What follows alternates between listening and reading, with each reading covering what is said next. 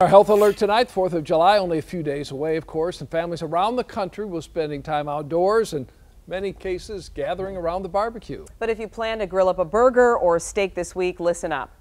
A recent study shows that nearly 80% of the meat in U.S. supermarkets contains antibiotic-resistant bacteria.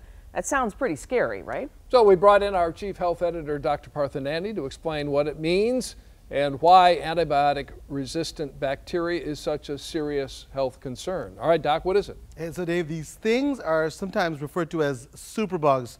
Not a great term, but they're bacteria that have evolved to become untreatable with antibiotics. And the rise of these superbugs has created a situation where it's becoming more difficult to treat infections in hospitals. So roughly 2 million people, that's right, 2 million people a year in the U.S. develop infections that are resistant to antibiotics. So a serious problem. So how do they find their way into our meat, though, doctor?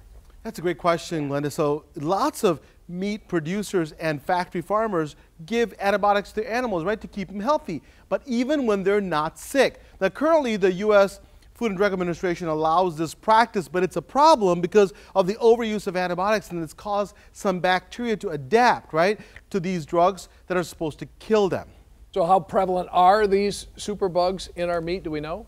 David, it's a big problem. The report found that the majority of meat in supermarkets contain superbugs. So antibiotic-resistant bacteria were found on 79% of ground turkey samples, 71% of pork chops, 62% of ground beef, and 36% of chicken. I mean, this is a pretty big problem. So a serious problem that needs to be addressed by our regulatory agencies. And I think here's the thing, you know, I mean, I'm all for having a burger once in a while or some meats once in a while, but also there's also this whole thing called vegetables. You can grill those bad boys too, and they're delicious. So, Doc, if we do heat it up, will it go away, or will?